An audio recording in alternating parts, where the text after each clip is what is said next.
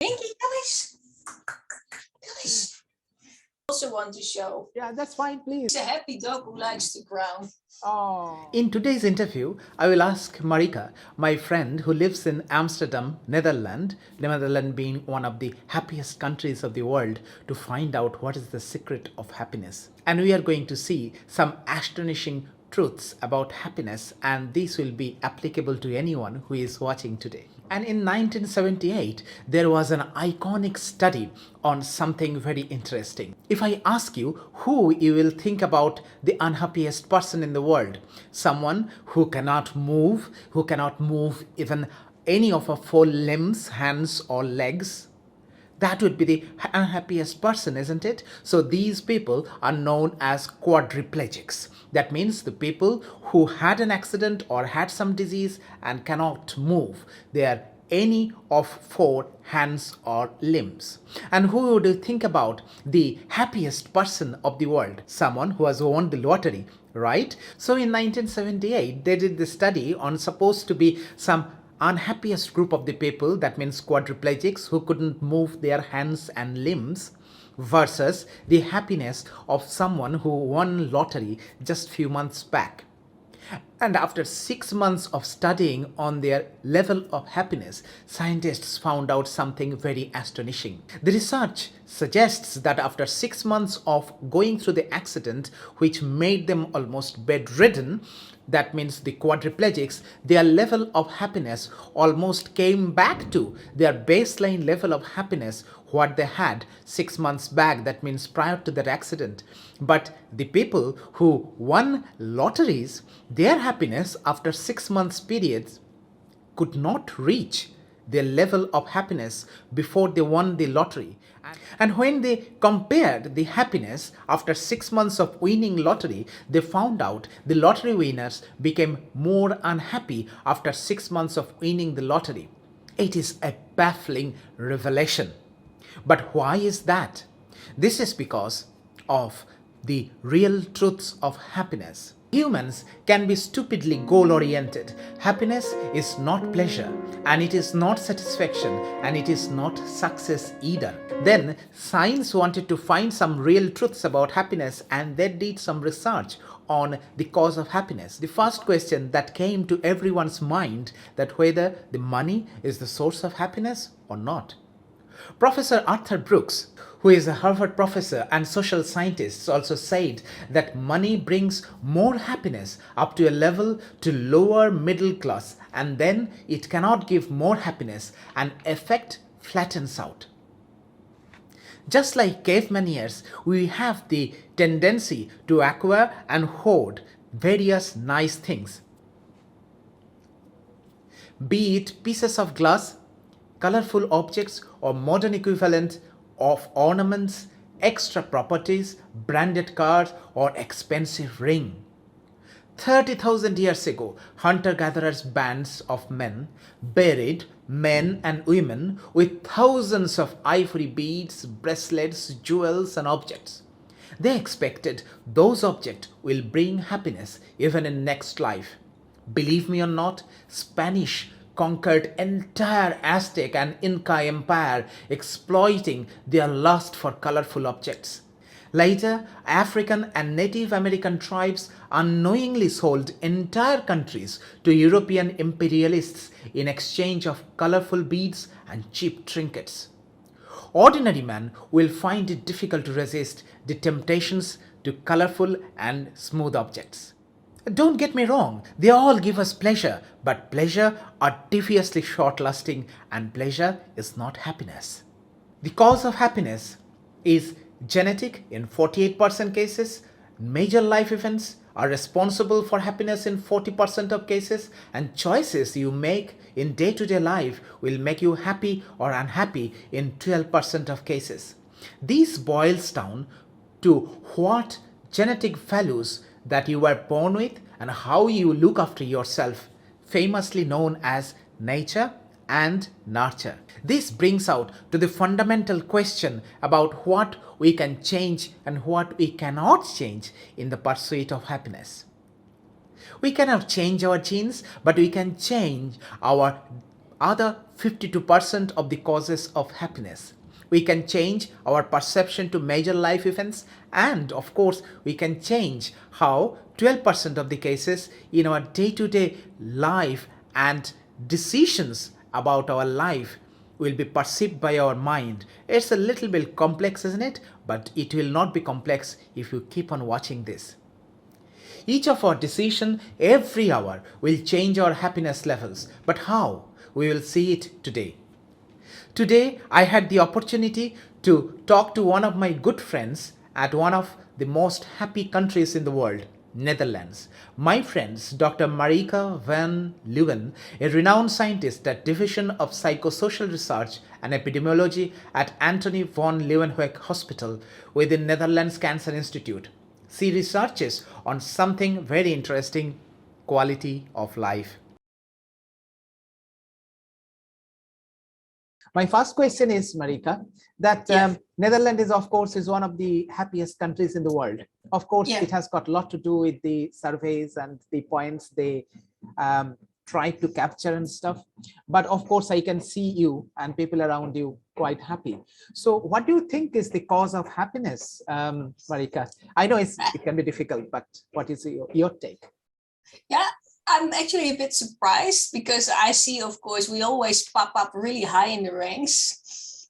And I don't know really why that is, but I think we have quite a good social security system. So people don't have to have fear for their existence.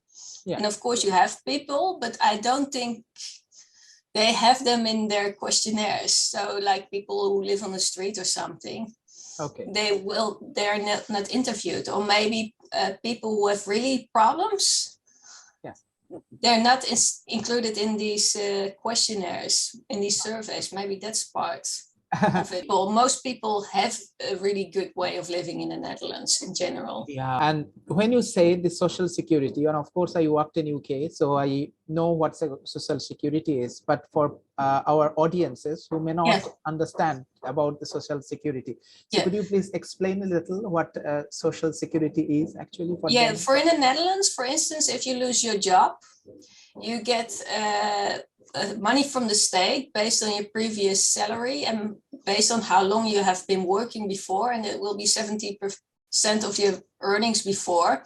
And if this has passed, you get also money from the state. This is little and just sufficient to live, but you won't end up in the streets. And people who have low income, they get additional support from the government.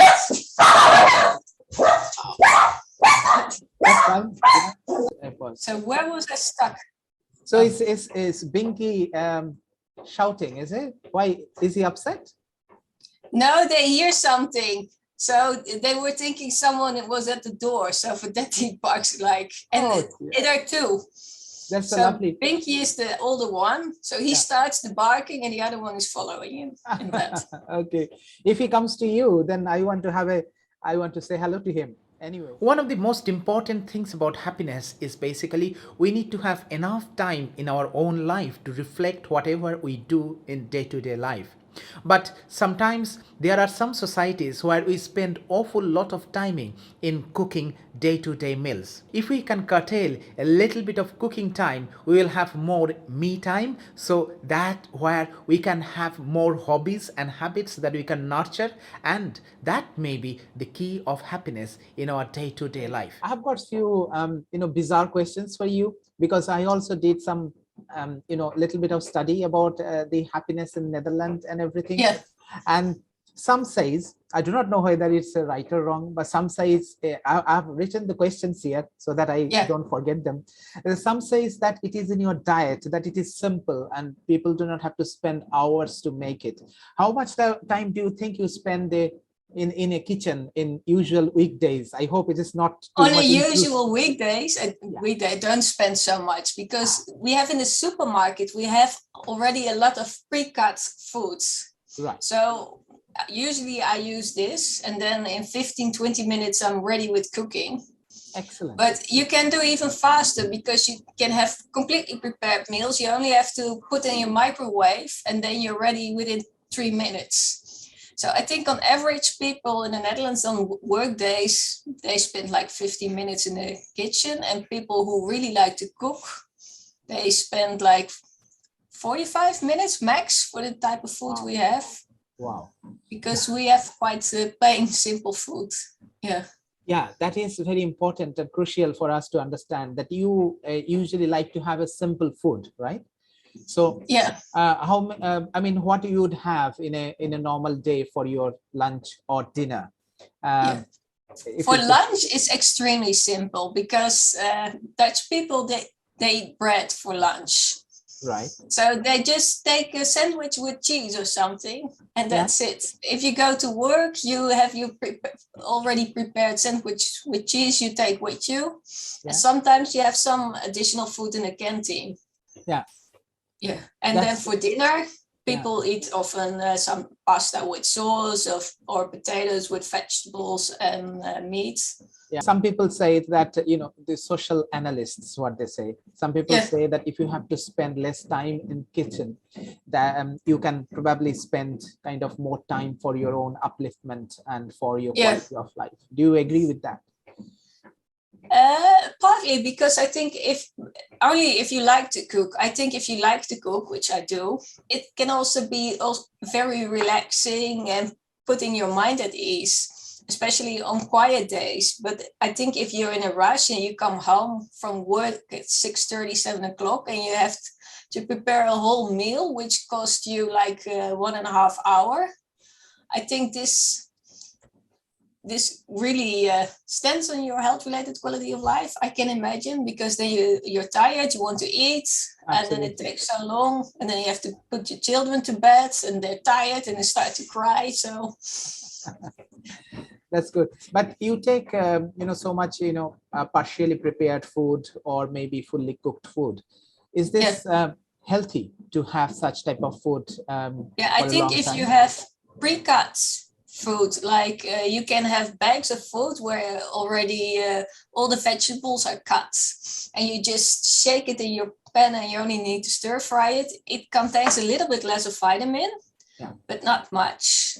Okay. And especially when you take the food from the freezer or from a can. I don't take from a can because I don't like it, but from the freezer, it contains way more vitamins than if you have it fresh, because when it's already laying a couple of days in the supermarket, and then it loses the vitamins. Yeah. So if you have it from the freezer, which is extremely fast, which I really like, then it's also very healthy. Yeah. So I can see that you guys are very aware of the nutrients within the food, and in spite of that, the average Dutch person has no idea what he's eating, looking at vitamins, how much sugar something contains. But I'm a health scientist, so I'm a bit obsessed by that. You are, that's good. But it is good to know that it's still a lot of food nutrients in the food.